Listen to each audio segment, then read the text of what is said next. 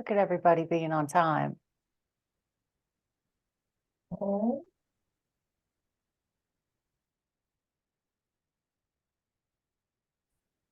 excited. Okay, if y'all could mute yourselves, or I can mute you. Why don't I do that? And then we will get cracking. Because those of you, I saw some familiar names in here. Those of you who know me know that I have packed this full of stuff, have a very aggressive agenda. So I'm going to get started here in just one hot minute. I guess I just have to keep letting people in. I was so excited about the interest. So thanks for, I'm even going to call it playing hooky. Thanks for investing in yourselves for this hour. I believe it will be useful to you. Oh, familiar names and unfamiliar names. So grand. All right. Heavens to Murgatroyd. And I think I mentioned if you are not muted, please mute thyself or I will mute you. We can open it up to ask questions, but we'll use chat likely for that. So while we're waiting, I would love to know if you guys could put in the chat kind of how I know you or where I know you from or where you know me from. And if this is the first time that we're meeting, just say this first time. But I would, I'd love that. I had someone connect with me that he used to work with it when I worked on Keen. I see some people from Ben Design Conference. Oh, TK, first time caller. I love that. Thanks, Jim Rome, long time listener. Hi, John. Go TK. Oh, Citrus, hi. How lovely. Okay, y'all. Oh, gotta keep letting people in. I'm gonna roll right through this. And we'll have time for questions, hopefully a bit. Trump Portland, oh hi. How lovely. Okay, Strategy Masterclass. Ready, set, go. For those of you who don't know me, I have worked in the industry for a ridiculously long time. Still relevant though, thank you very much. But I've worked on just about everything, beer banks and baby food.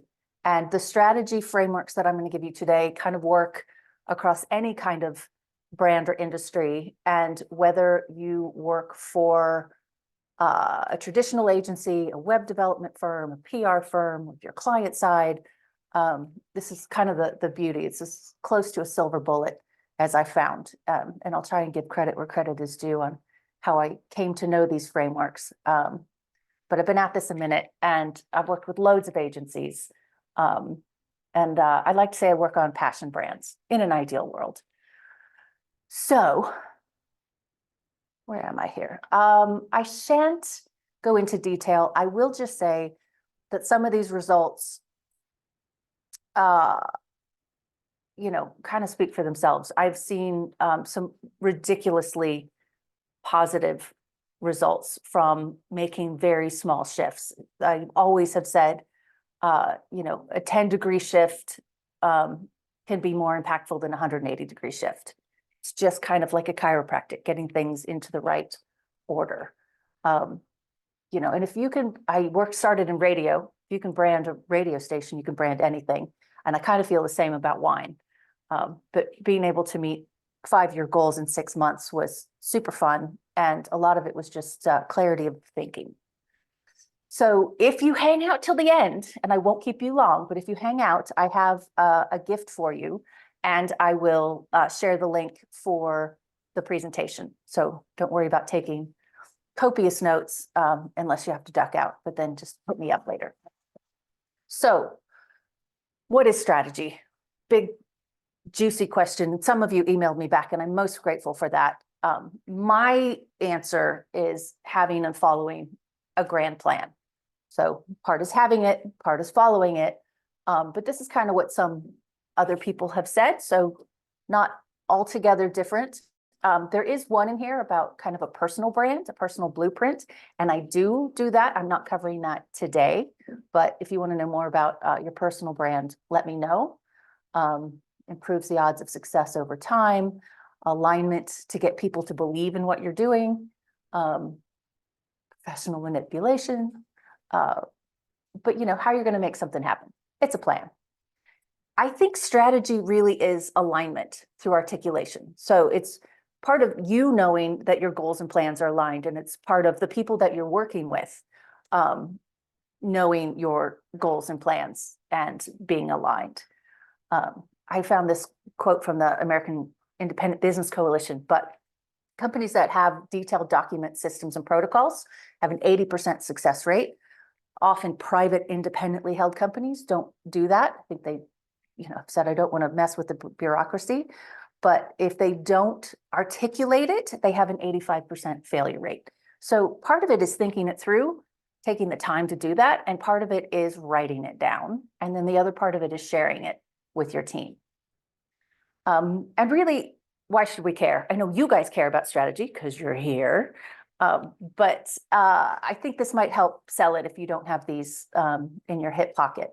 So I think benefits of a good strategy are clarity, just being precise about what you think and what you want to do and what you want other people to do. It gives your team kind of a sense of commitment that this is our plan. We're going to make the plan and then we're going to work the plan. So we're not knee-jerk reacting every other day. It helps provide consistency. I work with a lot of clients that have a lot of different agencies that they work with, and one nonprofit that everybody wrote copy for the nonprofit. So it really kind of helps be that connective tissue. It helps streamline decision-making processes, also known as, reducing circular conversations, also known as stupid fights. I think it helps teams come up with better, more powerful ideas. I think it saves creative resources, really ultimately fewer do-overs, less waste, and greater team engagement. Like if everybody has a common sense of purpose, we can all march forward together.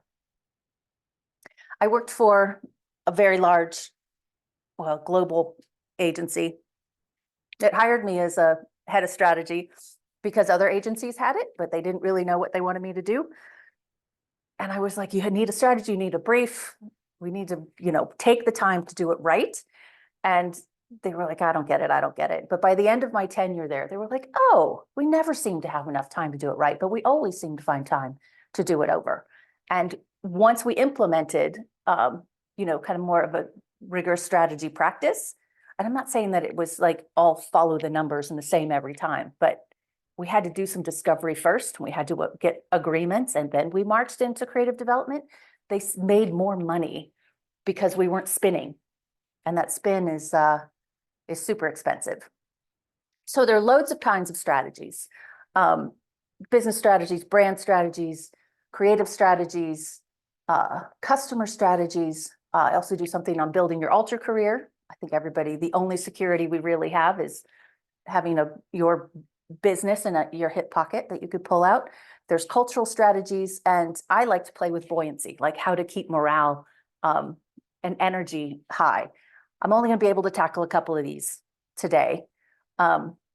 So what we're going to hit on is defining success. I think every strategy has to start with what do we want to have happen and how will we know when we get there? That's just the essence of having a strategy. We're going to talk about business strategies. We're going to talk about brand strategies, touching on it. I could do days on brand strategies, creative strategies, and customer strategies. And again, I'll send this to you so you've got it, but just to set expectations, we're only going to hit a couple of these. So again, alignment is as important as a strategy, but a good strategy can create alignment. So business strategy. This kind of framework I call flywheels. It's a way to capture synchronous areas without it all feeling linear and a list. I'll let people in. And it's really like if you have a gyroscope or flywheel, if it's level, it can go on ad infinitum with very little energy expended. If it's out of whack, it's going to start being less efficient. It's going to eventually stop. So what I see happening is most companies only focus, say, on fiscals, on the business, and then that will get your flywheel out of whack. So it's important that a company and a leader kind of look at all the different areas of their business strategy. So again, the orange are what we're going to cover in business strategy, and I'll do it post haste. But I think, again, defining success is the first plan, the first job.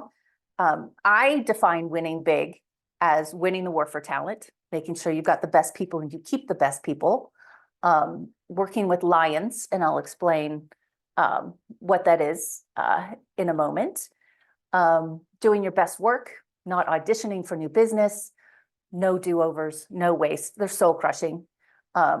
Having fun together, I think that's critically important. And back to winning the war for talent. Financial solvency, obviously, for less stress, and then flourishing, having the wiggle to follow your noble goals. To win big, my philosophy has always been follow the money and follow the love, and you will not go far wrong. So this I actually got from Nike. It's how they break up customers and products. Lions, horses, and dogs. So not all customers, not all products, and not all opportunities are worth the same. It's kind of, it's not every square on the board kind of thing. It's more like chutes and ladders. So lions are those that make up, it's usually the 20% that make up 80% of your revenues, or the 20% that makes up 80% of your ambassadorship. That's following the love. I'll explain horses and I'll explain dogs in a minute. But what I see happening is most companies don't focus on their lions, the products that have, keep the lights on, their customers that they, keep the lights on. They tend to be very quiet. By contrast, the dogs are very noisy. They take up all your time and energy, and they don't really pay back monetarily or in ambassadorship. There are three elements in my mind that define a lion. They make up the lion's share of your revenues, thus your money. They make up the lion's share of what I call your marquee value, or the ooh-ah people get when they see a brand name on your client list. And then they make up the lion's share of the love. Either you love those people, you love the category, or you love the kind of work you get to do for them. Horses are opportunities. They don't stay here. It's like purgatory. They don't stay as a horse. You have to kind of develop specific strategies to figure out if they're going to grow into a lion or if they're going to fall into the dog category. And dogs, again, are those who suck up your time and energy. You don't make money on them. Nobody knows the brand name. They're not going to get you another piece of business, and you don't really love them. You don't really love the work. And I found that talked to somebody once from Goldberg, Mosier O'Neill, which is a San Francisco agency that was super hot back in the day, and they fired their dogs, 25% of their business. They fired them without replacing them, and they made more money that year. So it's just kind of, again, reducing the drag. So know who your lions are. The rule of thumb is feed your lions, ride your horses, quiet your dogs. So again, it's not focusing on the ones that are screaming for your attention, but really knowing and focusing on the ones that are keeping your lights on.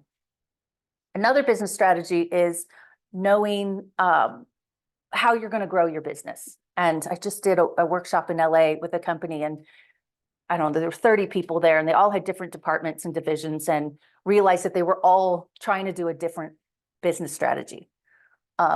So your job one is to saturate your current customer base. It's so much easier and less expensive to get additional revenue from customers you already have. So make sure your lions are happy. See if you can get more lions from referrals, like start to just work the base that you currently have. Then it's, roll out to say, once we've done that, let's steal share from competitors. And then once we've done that, let's grow the category. Most clients that I work with that are in trouble want to just go grow the category. They want to get people to use their product, be in the category where they never have before. And the problem is that you can only do that if you're the market leader. So if you get someone to use something in your category or product for the first time, they're going to go to the market leader and not necessarily to number two or even a challenger brand. So much easier to saturate first, then steal share. And then if you have the opportunity, grow the category. So chasing prospects is expensive, and I don't think it pays off as well as kind of radiating your brand like a lighthouse and finding like-minded people. And I'll give you a quick example. Again, I'm going to throw Nike out there. Worked with them for a long time, but when they started, focused on long-distance marathoners, which were 1% of the population. So no client wants to go out and go, hey, let's only focus on 1% of the population. But they were people who cared about their shoes. They were people who bought a lot of shoes, and they were made specifically for them. And then the strategy, again, was to radiate that out like a lighthouse, and kind of create that unfettered emotional lure to inspire other like-minded people. So they got inspiring athletes, and eventually they got mall walkers, but only once they got to a certain point. Like if you remember when they started, I don't know, some of you remember if they started, nobody even knew how to pronounce it. I think they called them Nikes, which so sad, but they overcame it. Customer strategies kind of follows the same bullseye approach. There are 3 ways to go. One is to talk to your core customers, your cultists, which are your lions, people who make up the lion's share of your revenues and love you and ideally talk about you to other people. Then you go talk to light or competitive brand or category users, seeing how you can get them to buy you or buy your brand more often. And then you focus on non-users. And I sell a lot of research to clients, and they always want to go talk to non-users and prospects. And I said, they're only going to tell you why they don't come. And it's really hard to build a brand on that. And it's really hard to build a campaign on that. So what if we find out why people love us and then radiate that out like a lighthouse and find other like-minded people? And I promise you it works. It's defies competitive or, conventional so-called wisdom. But I got a lot of examples of things that defy conventional so-called wisdom, like Guinness has fewer calories than a Corona. Never would have thought it, but that doesn't mean it isn't true. So again, if you follow the money and the love, you're not going to go far wrong. The other kind of key piece of your customers to know when you're the most relevant. There's it's just an exercise that I'll give you. It is called point of stain. I didn't make it up. It was coined by Tide, because Tide was like, hey, we're spending all this money on advertising, and when people get to the store, they buy something else, and we need to figure that out.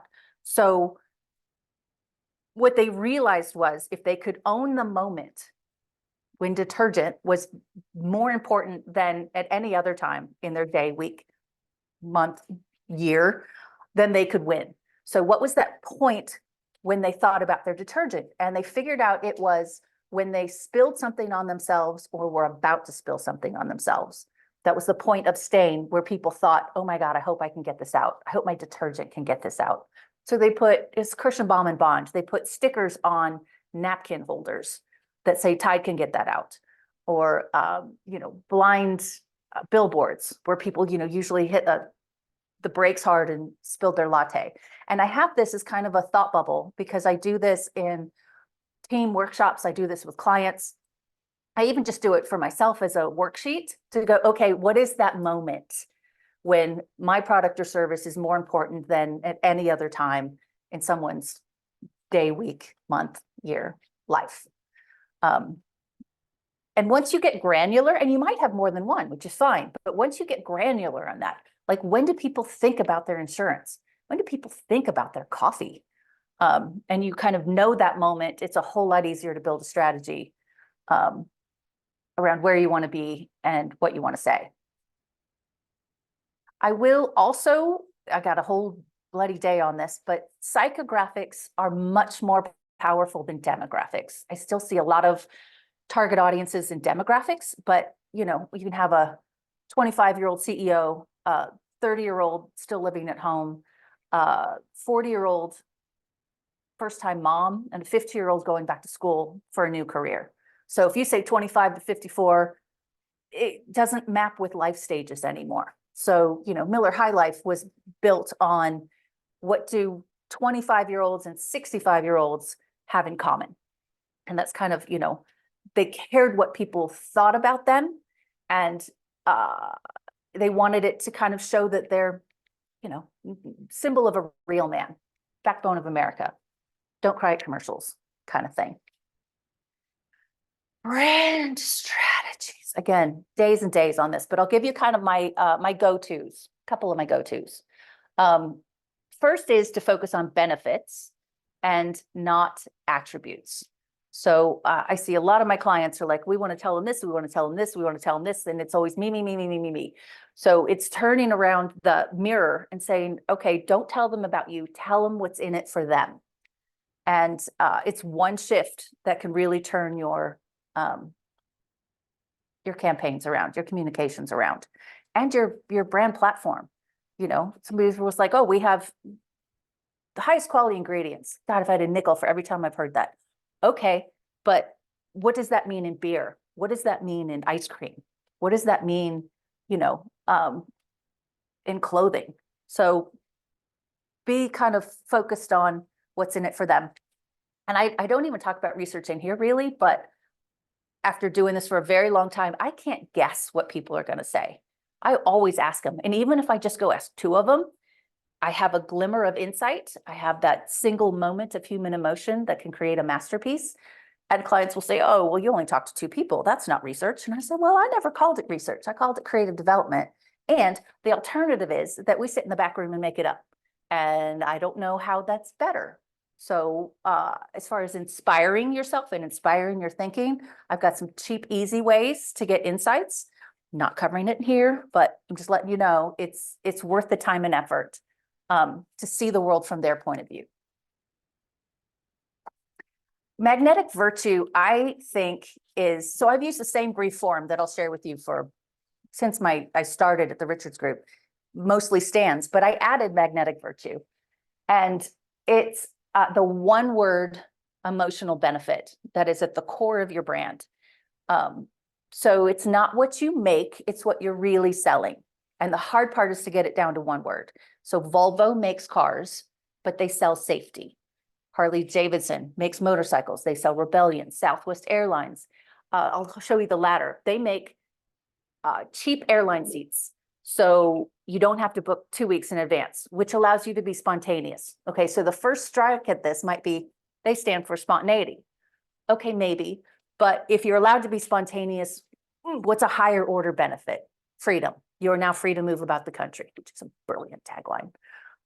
So you just kind of ladder. Westin makes hotel beds. They sell sanctuary, right? They're selling a smell. So if you can get down to a one word magnetic virtue, everything else is going to get easier. Especially if you can get your clients to agree to it. It's, what do our ads say? What does our brand stand for? Kind of, this is an easy touchstone to go back to.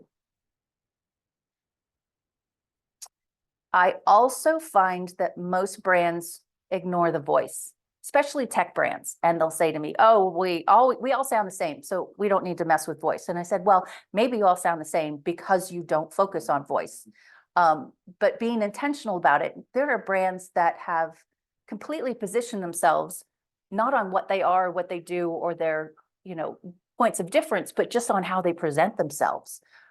Mini Cooper is a BMW, but it doesn't really, they don't talk about it. They just present quirky, and people gravitate toward quirky. And every brand should have a personality, especially in brand you, if you're working on your own personal brand, knowing kind of how you want to come across and having a poster child around that is just as important as what you know how to do, where you've worked, what your thought leadership would be about. But it's how you want to come across and being very intentional about that. I would say I also do visual briefs when I'm trying to convey personality to a brand. So I worked on a accounting firm, and by law, all accounting firms do the same thing. So it's really hard to say, woo, we're a little different. So Wyden did their first positioning, and I think their tagline was less boring than the average accounting firm. So they really did have a point of difference in terms of who they hired and encouraging play, and they threw amazing parties. And so, but they still wanted to come across as premium. So how do you convey that personality and still be premium?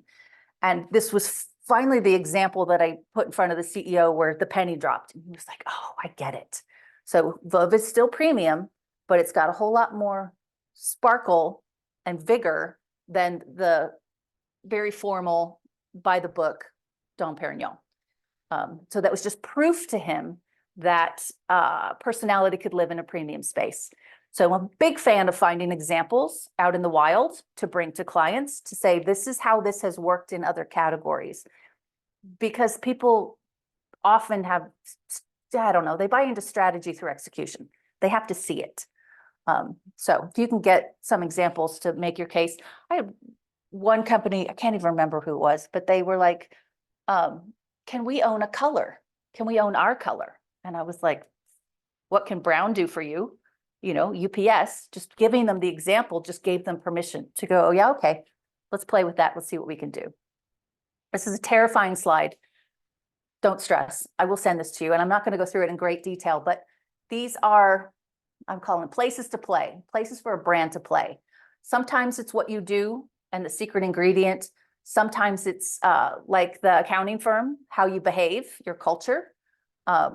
Sometimes it's the landscape that you live in, like Disney's family magic. It's not really an attribute. It's not really a benefit. It's just the landscape, if you will. Metaphors are really strong. Personality, tribe, you know, a badge brand. Harley Davidson is a badge brand because there are more Harley Davidson stickers on cars than there are Harleys on the road. So when I'm stuck on a brand, I'm like, what does it say about people to travel to my place or buy my brand of shoes or beer? So thinking about Starbucks is absolutely a badge brand. You can see that white cup from a million miles away, but we don't often think about, we don't overtly think about what does it say about them. So if you get stuck, these are some good mental exercises to go through. Also great to go through with your team. And I call these adcepts, and I'll throw them into research or I'll show them to clients to go, hey, there's 6 different ways we could go with your brand. So let's start there and talk about it. So as a strategist, you got to go first, right? Good, bad, or indifferent, I think it's good. But it's really thinking about places to play beyond what they're already doing. So what does the next campaign look like? And like worked with Salt and Straw, and they were like, yeah, we're ice cream, but we're more than ice cream. We just don't know how we're more than ice cream.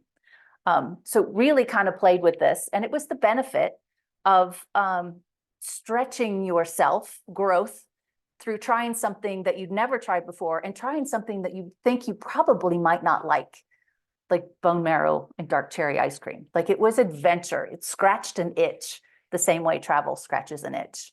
So it gave them some language to talk about it. Creative strategy is one of my most favorite things, as you know. I have a 1-page template. As I said, I got this from Stan Richards, the Richards Group.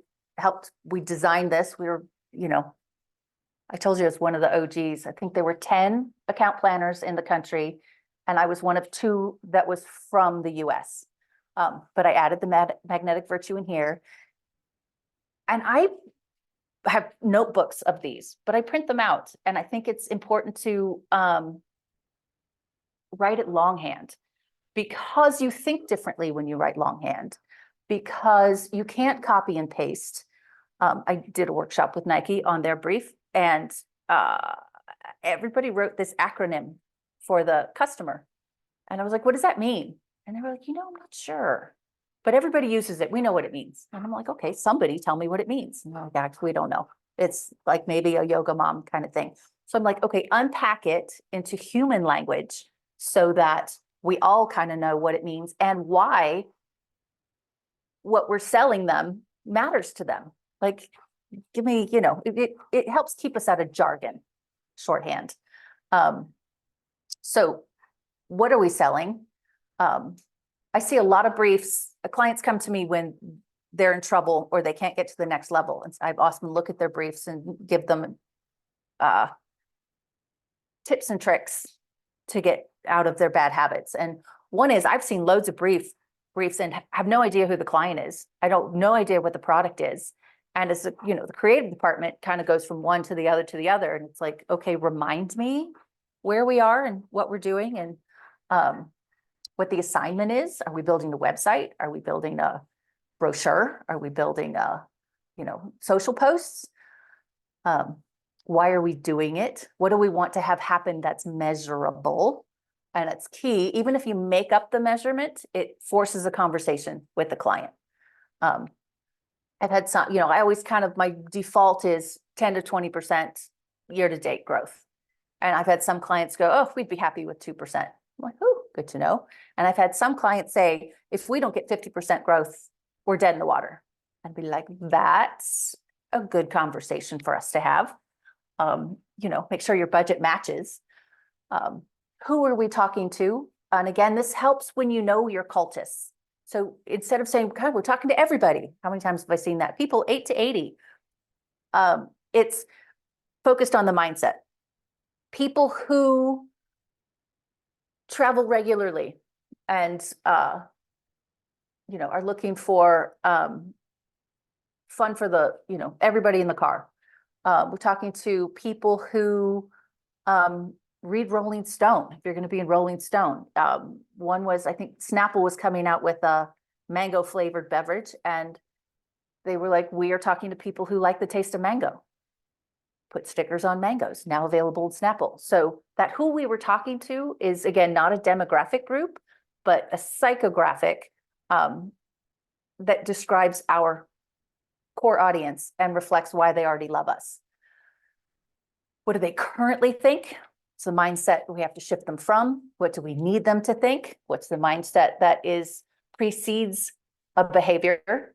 I'll reinforce this in a minute, but 4 years at Purdue on persuasion, which was my major, realized it's not focusing on the behavior that you want. You have to get them to believe something that turns into the behavior that you want. So what's the belief that's going to drive the behavior? And that's kind of where the area of focus is. It's just a little bit different, but again, 10-degree shift. What's the one thing we need to tell them? These are 7 words or less. You could put it on a billboard with a picture of your product and run it as an ad. It's 7 words to keep it pithy. So that you could say it in a hallway, you could say it in an elevator ride, and it would haunt creatives. So our test was to see if we could come up with the first bad tagline, and Stan would have us have the creatives use it as the tagline in any spot that they were presenting to him in draft form. And if the work was good and the tagline killed it, it was bad strategist. If the work was and the tagline was still good, it's like creatives, it's not on brief. So it was an interesting exercise. Why should they believe us? Factual or anecdotal? What support do we have? What's our magnetic virtue? What are we really selling? And what's our personality? And I am usually 3 words and only 3 words to describe a brand's personality with a poster child. It's think for a nonprofit, it was think Nelson Mandela meets Steve Jobs, like very high tech and with it, but still had, the heart. making sure this hangs together, I think, is critical. Making sure that you don't email it to the creative team and go, here you go, good luck with that. I think a briefing is critical. And now I'm getting on my soapbox, but writing it down is more than half the battle. So I'm just going to give you a quick example of a brief that I got. And I'm sorry if there's anybody here, this is your brief. But this was a brief I got to sell outdoor gear. And not that it was wrong, but it wasn't completely right. So how did I just kind of tweak it a little bit to be a little more powerful? So they said, we're selling outdoor gear and we want to develop a brand position and a voice. And we want to increase awareness and consideration. And if I never see that on a brief again, I'd be so happy. We're talking to 25 to 54-year-old adventurers. They currently don't know our brand, but we need them to see the value in what we're offering. Literally said, what do we need to tell them? We get you. And I'm like, if I got that as a brief as a creative, like, how would I get them? Because I don't understand them. Like, I don't know who they are, besides the fact that they're an adventurer. The support was, you're found in XYZ stores, and the personality was modern and fun. And I also kind of went, modern and fun for an outdoor brand. Is that exactly right? I don't know. So I just kind of switched it from outdoor gear to professional grade bad weather outdoor gear, which just kind of gives you a picture, hopefully. In your mind's eye. The assignment, we had to build a website and ad campaign from the brand position and the voice. We wanted to steal share from mainstream to grow 20% year to date. We were talking to people who may summit a mountain one day. And I mean, that takes me to a mindset and a person. And they could be 25 and they could be 54. But it's beliefs and behaviors in here. They currently were thinking, why is this so much more money? We needed them to think, I'd be nuts to compromise my safety or fun with less. And that's a benefit. It's not an attribute. So what did we need to tell them? With this brand, there are no limits. You can go anywhere, you can do anything. It is trusted best for a reason. We have heritage, we have awards, we have roots in alpinism, we have innovations, and the personality was kind of confident, progressive, and adventurous. So think Sir Edmund Hillary at 30. And for better or for worse, which is, you know, you never think it's the best brief you've ever written. But I will say, if you look at all that, it captures a snapshot. It tells a story of not what they need to make or what elements need to be in it, but where on the canvas to start. Like, who are these people and how do we shift them from this to this? I do have a book on this. I'm going to plug, I'm going to pitch.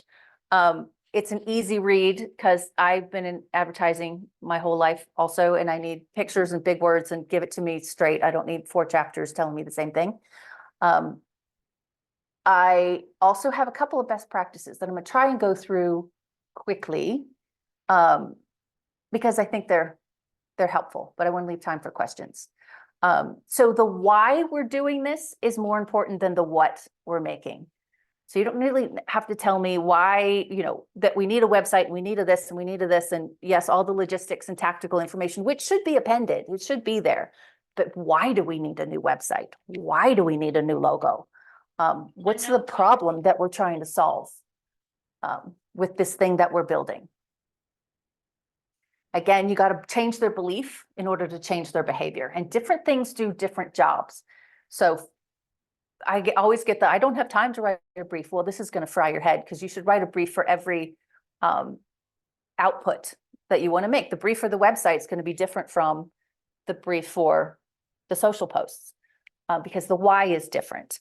But if you only had a mother brief for the brand as a whole, you're not going to go far wrong. Make sure you're being human. I see a whole lot of jargon. I see a whole lot of, you know, demographics, but you should unpack it. Thank you for muting. You know, and there are a couple of rules for your brief. There are 3 rules. One is your mother should get it. Call that the mom test. The elevator test, you should be able to say it in an elevator ride. And the cringe test is you should be able to say it without crinkling your nose or cringing. Use juicy language, stuff that haunts people. You know, I built Nike Goddess once upon a time, and you know, it could have been, you know, Nike Goddess helps you be more confident, or Nike Goddess, you know, makes you feel strong, which were kind of true. I turned it into Nike Goddess brings out the light within. And my entire male creative department was like, I have no idea what you mean. And I'm like, perfect. That's going to be our conversation. What people said to me was, you know, their goal was to be able to radiate confidence. Like you could see someone walking across the street who kind of radiated that strength and confidence. And at the time, it was Susan Sarandon. They were like, just if I could have her, where she didn't get work done, and didn't this, didn't that, but juicy language,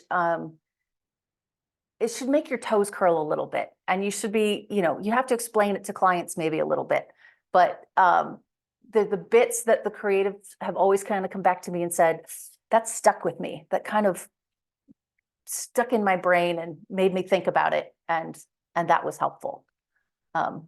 So just, if you just get out of jargon, that's half the battle. Two things, it's got to be creative and it's got to be brief. So it's a one page and only one page, because the idea is creatives could tear it off and not go far wrong. And yes, there are things appended to it that they need to know and they could dive into more if they wanted to. But I have seen far too many paragraphs and paragraphs and paragraphs of how we got here and what the clients think and what the clients want, and not enough on, this is where I think we should go and this is where I think we should play. And I think that's the job of a strategist, is being the scout. So I can't guarantee that you're going to find gold there, but I can tell you where I would start digging if it was my time and money. And real insights create richness, literally. Again, I'm just gonna, if you can talk to people, even if they're people at your company, in your agency that you think are the target audience, just get some confidence and some insight around it that isn't kind of what's been rattled around for ages. And again, I got loads of that on that. So I do have a little bit of a now what, and I still have my gift for you. I'd love to know if you have any questions. And if you do, if you can stick it in the chat. Both, you know, pitch it to me as a hashtag, as your one thing you need to tell them. I haven't tried that, but I will. Anything that keeps it tight and gets you to the essence of a thing that isn't a paragraph that has everything the client ever wanted in there. So put your questions in there and I will answer them when I roll through this. What struck me about doing this today is I have missed speaking and doing workshops so much, but I'm, you know, COVID silver lining, I'm not on airplanes 250 days a year, and I don't want to be back on airplanes. So thank you for being here. This is just kind of my dream coming to life today. I was frustrated that I couldn't tell you as much as I wanted to tell you, or I couldn't go into detail about how to use these and how to set them up. So I wanted to offer a 3-hour remote session to unpack the frameworks, to share the exercises across the flywheel, and to give you more on killer briefs if you wish it. I did also have a group come sign up for this that was their whole marketing team. So I wanted to be able to say, hey, if you want to do a custom workshop for your team, send me a note, we'll set that up. I coach people who are getting into strategy or want to get to the next level in strategy. 6 weeks, we meet once a week. I send homework in between. And then I have put almost all of my content in video form or written form, and I have a whole library. So if that is something you want to do on your own time, hit me up, let me know. I have loads of topics that I speak on and train people on. Briefs, process, personal brand, alter career, creative buoyancy, how to lift yourself up every day, Leadership essentials, that's become really hot. Stellar account service, there's no training in agencies. So this is kind of, I gotta get this off my chest. Creative research, how to find insights inexpensively, how to moderate and facilitate yourself, how to think about brands creatively and artistically, how to present better and sell better, momentum, like how to get the universe to, help you in what you want. And I have feng shuied offices, many, and also people's homes. Lived in Canada. Sorry, it was kind of part of the deal. They wouldn't let you into the new building until the feng shui master had come through. And now I've seen it work enough that I'm like, oh, you do these tiny little things. You don't even have to believe in it for it to work. Managing people and developing culture, thought leadership, how to get yourself out there as a CEO, especially.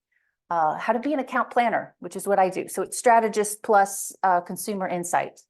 Strategy Masterclass, obviously. And then if you're new to agencies, I've got some clients going to agency side going, how do I navigate this beast?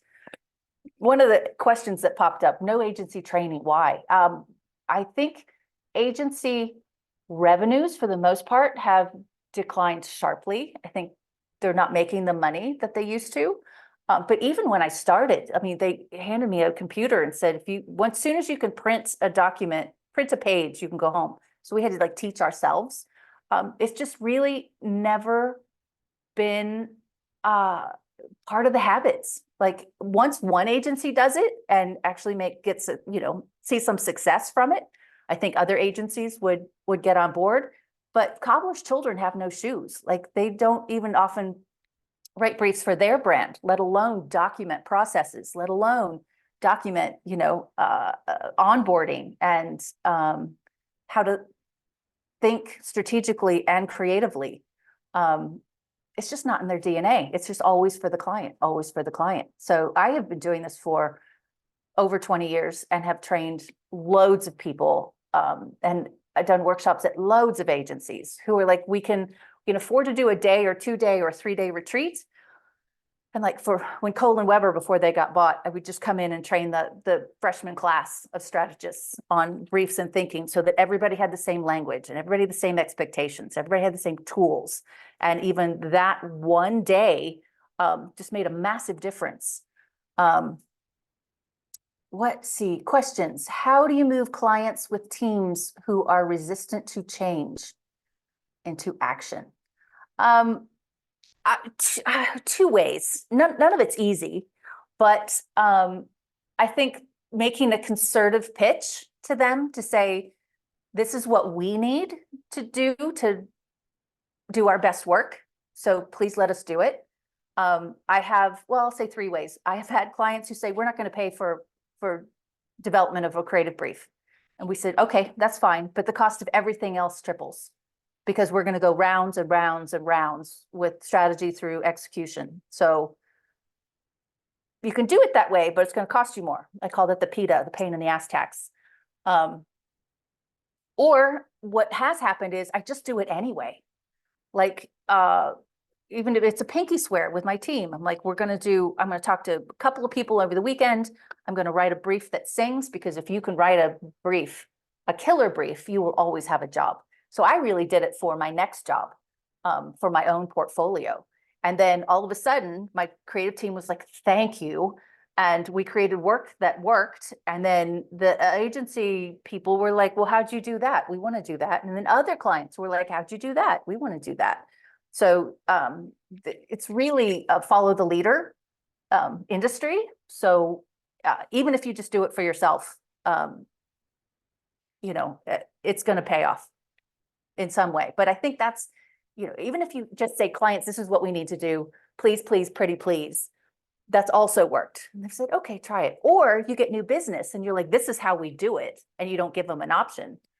That's also worked. So I'm going to say there's more than one right answer, but you just kind of need to be a Pied Piper and hold them along to say, this is what we need to do our best work. Thanks for the insights. What strategy that you're most proud of creating? Oh, that's a good question. I I loved, God, there's so many. I will say Miller High Life was revolutionary for me because it was the first time I'd ever worked with Wyden. And so I was, the high pucker factor, like, don't screw this up. But they said, go find an answer, like, go do whatever you need to do. We don't have to get this approved. Just go. So we couldn't even call people or email them at the time. I had to get dropped into cities like Oakland and Cleveland and go to certain bars where they knew they were selling High Life and find these guys. Often was bowling alleys at 8 o'clock in the morning because they worked the graveyard shift. My mom was so proud. But what I loved about it was it wasn't sitting in a room and thinking, it was observational. So we had these guys do homework. What did they ask for Christmas last year? Which, a new set of long johns and, a new wrench. And the creative guys were like, but we just don't like them. Like, make us like them. So went back out, went to some bars. And I was like, they told us about it was how their dad's beer and how it was nostalgic. And then I was like, well, thank you for taking the time to do this for me. I'm going to buy a round of beer for your friends as a thank you. And so they ordered Heineken or Corona or something else. And I was like, we're not done. Like, tell me what happened. And they were like, oh, I'm not proud that I drink this. Like, it's nostalgic for me, but I know it tells everybody else in the world that I'm cheap. And that's not really cool. So it really was about validating how they saw themselves and radiating that out to other people to say, what does it say about me to drink High Life? And it raised, I think they got 6 share points in the first year, which is like millions and millions of dollars. It was the first manifesto I ever wrote that I can't share with you here today, but it was like, how do you romance the brand and get people to get it in one page? And it turned into amazing work. There was so much depth to that strategy, but it changed how I saw the world. It gave me confidence to say, yeah, the way I look at the world and the way I present it back to creatives actually works. And then to sell it through to a huge company, like Miller, and they're like, yeah, you're right, that worked. We thought, we didn't think you'd get the 25-year-olds, but I went to the Baltic Room in Seattle, and the guys with the little patches and black, and they were all drinking High Life. And that kind of was like psychographics, not demographics. So it was foundational for me. So that would be my favorite. Thank you for asking. So I will put this, I'll send this to you guys with the deck. I do have details on the courses. I do have a LinkedIn. I know I caught some of you through that, but I don't think necessarily that we're connected because I don't automatically assume will do that for you. Or that because you jumped into this, you want to connect with me, but I would love to connect if you're game. And the gift that I was going to give to you was unpacking the leadership flywheel. So terrifying, but again, I'll send it to you. These are questions that you should ask yourselves as a team, as a leadership team, as the owner of an agency, about our culture. Who's the best fit? And if you can get down again to a one word, I had one agency that was like, God, we want people who are earnest, who come in on time and they put their head down and they get their work done. And again, my Nike friends were like, God, help us. Don't send me anybody earnest. Like, they got to be outrageous. So unpacking, how do we work best together? Being able to get your business to run without your direct oversight. I worked with one agency owner who hadn't taken a vacation in 3 years. And he didn't sleep at night. So that was kind of figuring out the culture, documented the culture, onboarding people, and setting expectations. Now he takes like 6 weeks, like no problem. How do you lure more clients who make up the lion's share of your revenues? How do you come across, and how do you want to come across to the world, clients and staff? So as your company, knowing what your brand stands for. I know a lot of companies do surveys to kind of figure out, awareness levels, but I don't think that answers the question. How do you stay smarter than your clients? So how do you get quick insights? knowing who your best clients are, your lions, knowing how they define success and how they define value and what's going to make them wildly happy. And that's taking your lions out to lunch and just making sure that you can answer those questions. I do a lot on process. How do you kill the vampires that burn up profits and energy with spin and inefficiency? I always find processes get added, nothing ever gets taken away. So it's how do we reduce meetings? How do we corral the onslaught of emails and then emails and text and Slack and, instant messenger? It's like having some agreements around that. How do you create outputs that spur pride and impact? So I've had some clients who are like, oh, thank you for the briefs. We wrote a brief and now we still don't know what to do with it. Like we can't get moving. So really kind of understanding even wall of fame and shame, which I'll show you in a minute, is a great way to get aligned on work. And then how do you get more of what drives productivity? So I think happiness, productivity, efficiency, and creativity are all inextricably intertwined. So energy, I think, that's creative buoyancy, is different from culture. So there are ways to play with these. And I'll give you some examples here, and I can unpack them further if you wish it. But there's a 9-box exercise that I have on, oh, thank you. There's a 9-box exercise on how to, I don't want to call it frame where your employees sit, who is your lions, horses, and dogs in terms of employees. The 1-word brief I told you about, even if you just do lions, horses, and dogs to get to the business. I'll give you one quick example. So Amtrak was a client and they came to DDB and they had been at every other agency in the world. And they said, okay, what are you guys going to do? And we said, what has everybody else done? And they said, well, they sell the Seattle to Portland train ride because it costs the same amount as flying and it takes the same amount of time as driving. So we want to be in the competitive set. And we said, well, do you make any money on that route? And they were like, actually, no, we lose money on that route. And we said, where do you make the lion's share of your revenues? And they said, long haul. So if somebody goes from Vancouver, BC to San Francisco, it can almost pay for the whole ride.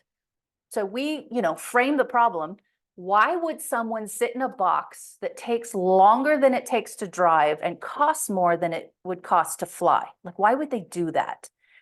So I got on the train and I rode it as long as I could. I think it was there 2 days. Approached people who didn't clearly have a broken leg or a broken arm or whatever. And I tried not to be creepy and said, hey, I'm kind of curious why you decided to take the train. And they just waxed about how the vacation started the moment they got on board. And they could do anything, my words, anything that they could do, not on the train, except for take a bath. They could read books, they could write love letters, they could play with their grandkids. It was found time. So we reframed it as a mode of transportation, or not a mode of transportation, but a land cruise. So that was just following the business. Like, where do you make money? And let's just go there. There are lots of exercises with the brand, getting people to write love letters, clients who, your best customers write love letters, finding a poster child, creative, inexpensive research, I think might have to be my next session. Knowing how clients measure you, what makes them happy and how well you're doing. Pinky swears. I think most culture is, I go into agencies and they have ping pong tables and pool tables and nobody's using them. And I'm like, why is nobody at them? And they're like, well, we get side eye. Like, oh, you're not as busy as we are. So understanding the self-policing that's going on and getting new pinky swears around efficiency, productivity, and happiness, and creativity will come.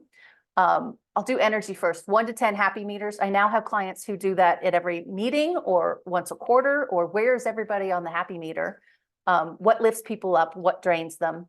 And Wall of Fame and Shame I did with Adidas, plus many others, but they had worked together for 6 years, the global brand team. And I had them bring in work that was not their work, but stuff that they thought was awesome and stuff that they thought was awful, and showed each other, like put it on a wall. And they realized they had the same taste and the same sensibility. And now they got language around it, but it really was a unifying exercise. So I will say there's some just easy exercises that you can do with your agency, with your team, with your client, that can kind of help energize or amplify all aspects of the flywheel. So that's what I have for you today. Please hit me up if you want more. If you want, I'm going to send you the link to the presentation, has all of this stuff in it. And I'll also send you a link to the landing page with all the courses if you want to chat further. And if you, you know, just want to chat about stuff, I'll also have a Calendly link in there, 15 minutes, all it takes, just to see if I can answer your questions and see if there's a good way to play. So thank you all for spending time here with me today. I'm so glad you enjoyed it. Thank you for sticking that in the chat. It made my day. This really is a dream to do this and not being on an airplane. So love to hear from you. Smile and wave. Have a great rest of your week, and shout at me anytime. Thanks, guys. Thank you. Thank you. Oh, I will let you know if I'm going to be in Bend. Boy, I miss Bend. I love Tucson, but I miss Bend.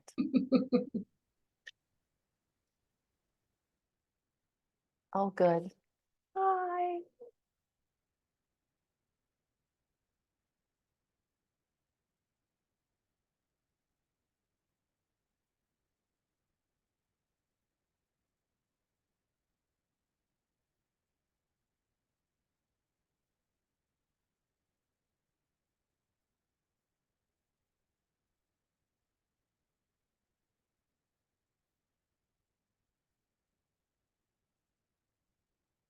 How do I?